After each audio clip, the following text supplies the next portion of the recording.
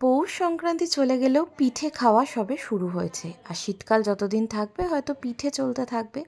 আর পাটিসাপটা তো বাঙালির কাছে ইমোশন। অনেকেই তোমরা জিজ্ঞেস করেছিলে যে আমি কি করে পাটিসাপটাটা এত সুন্দর করে বানিয়েছি।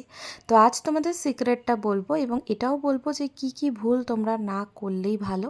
আমি যে ভুলটা করেছিলাম সেটাও তোমাদের জানিয়ে দেবো। ব্যাটারটা বানানোর জন্য যে ইনগ্রিডিয়েন্টসগুলো লাগবে, যতটা পরিমাণ আতপ চাল তার থেকে হাফ পরিমাণ সুজি এবং তার থেকেও হাফ পরিমাণ ময়দা।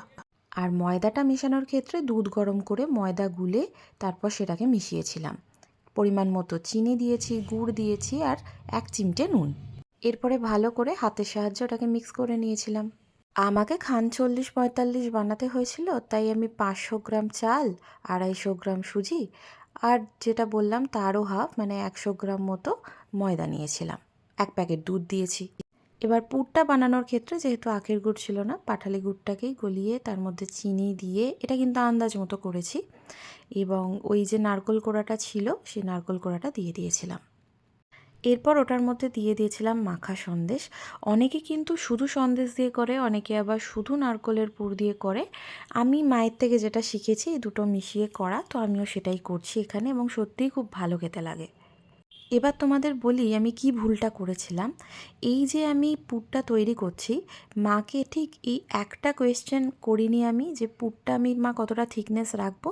আর এখানেই ভুলটা করেছিলাম, শুকোতে শুকোতে এত শুকিয়ে দিয়েছিলাম যে ঠান্ডা হওয়ার পর সেটা একটা ঢিলে পরিণত হয়েছিল।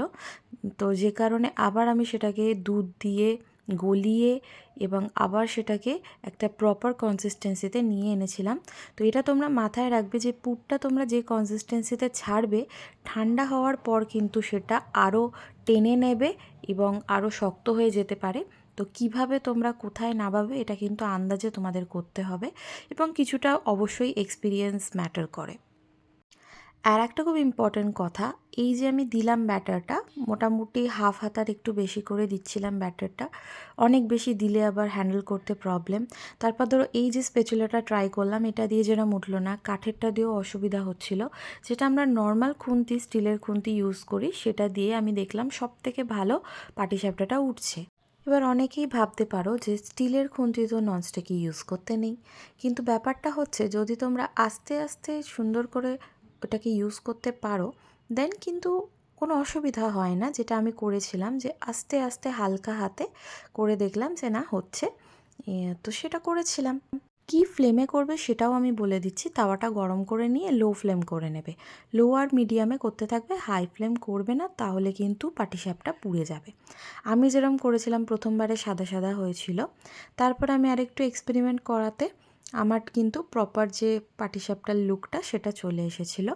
তো তোমরা জানাও রেসিপিটা তোমাদের কেমন লাগলো, কিছু ডাউট থাকলে অবশ্যই জিজ্ঞেস করো, ক্লিয়ার করে দেবো। আর আজকের ভিডিওটা যদি একটুও ভালো লেগে থাকে, লাইক শেয়ার সাবস্ক্রাইব করে দিও।